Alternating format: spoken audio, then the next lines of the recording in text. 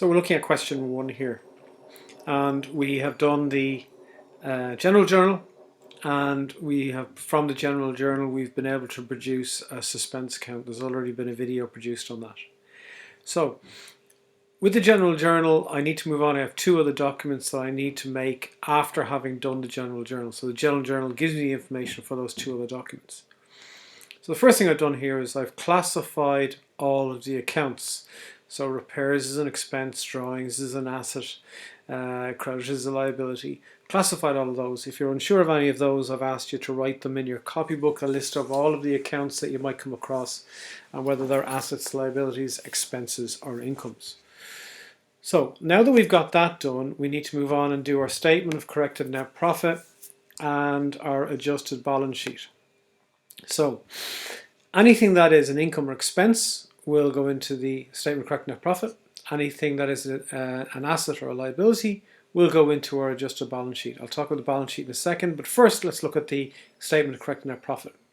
So when we read the question, we'll see down the bottom of the question, you're given a balance sheet to start with. And in the balance sheet, this is question 1 we're dealing with, it says that our original net profit, 34,800, that's the original one that we had.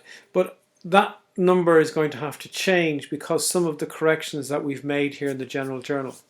So what we do is we look at any account here that is an expense or an income. And we want anything that a change in an expense or an income will affect my profit. So expense appears under the debit column. So it means if I have a debit and expense account, it means I have more expense, and more expense means less profit. If I have an income account and it has a debit entry, well, income is usually on the credit side, so if it has a debit, it means we have less income, which again means less profit.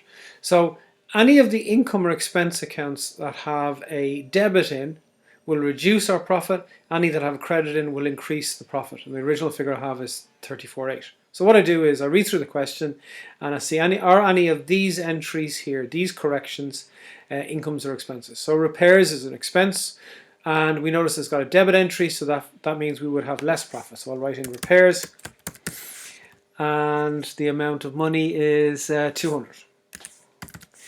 Next, drawings. No, that's not an income or expense, it's an asset. The credit is an asset, motor vehicle is an asset. I said credit is a liability there. Bad debts, well, that's an expense, okay? And we have a debit in that account, so that's going to have to go in, and because of debit, it's less, okay? So bad debts. And the amount of money is 580. Then we have discount allowed. Well, discount allowed is an expense. We have less discount allowed, which means less expense, which means more profit. So I'm going to put that up here on the plus side.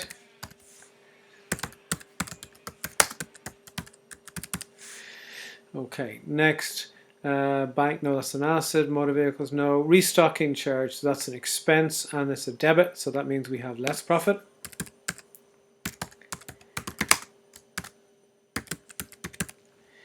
And restocking charge is €300.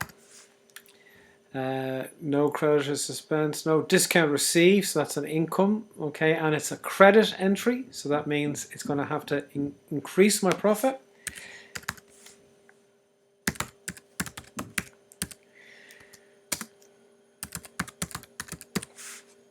Okay, bank capital, no, neither of those are incomes or expenses. So now I can go and find out what my corrected profit is.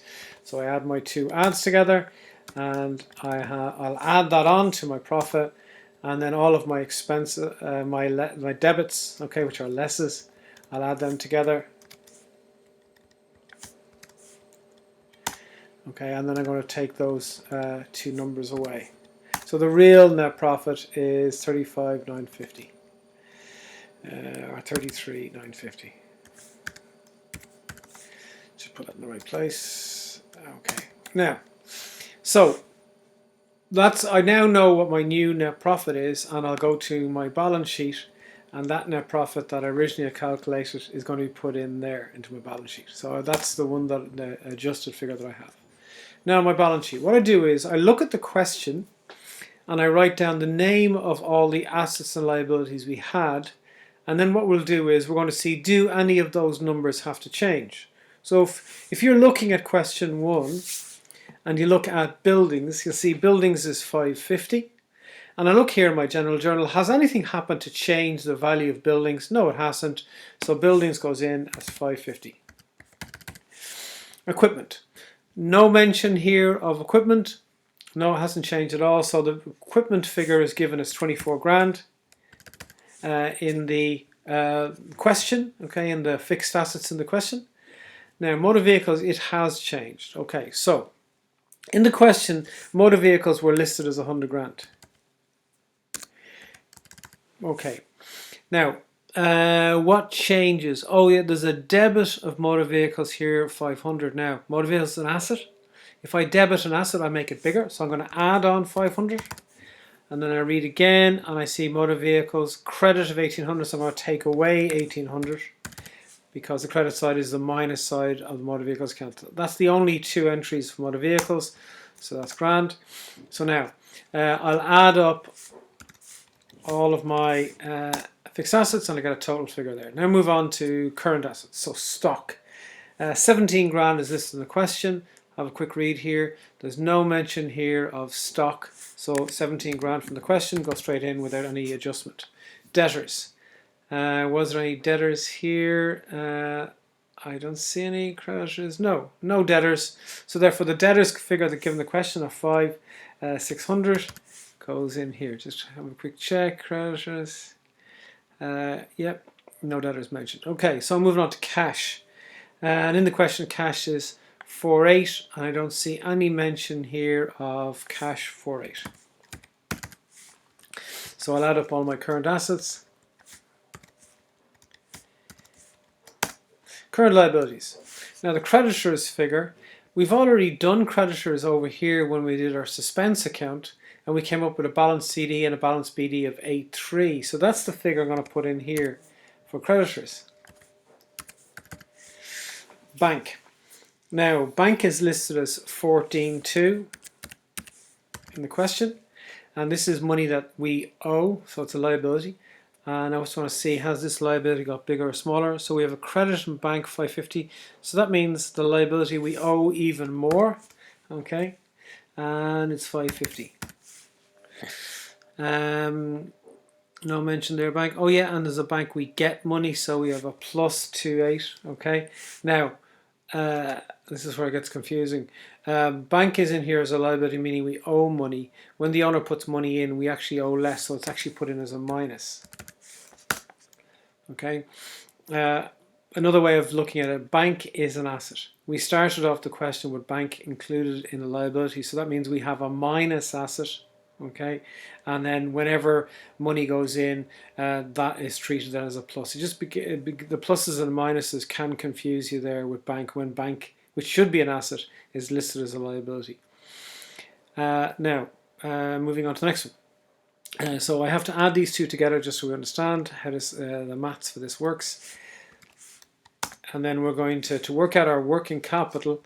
We have our current assets, we take away our current liabilities, and net assets then, back from junior cert, is the working capital, the money we have to play around with, added to our total fixed assets. So now let's move on to the rest of our balance sheet. Now when we read the question, it said at the beginning the capital was 650. Now, is there any other mention of capital? I think there was. Oh, there's one there, capital credit of 1,000, another a credit of 28. So capital is a liability, so this liability gets bigger if we have a credit. And it gets bigger again by the 28 and by the 1,000. So they're both credit entries, which makes the liability bigger. So that's why I'm plussing that. Okay, so we'll add on those two. Now our drawings, going to take away our drawings. So the drawings figure given the question is 7.6. And we have a quick read through and see, are there any drawings mentioned here? Yes, there is. There's drawings up the top there of 300 in the debit. Okay. Now remember, drawings is an asset.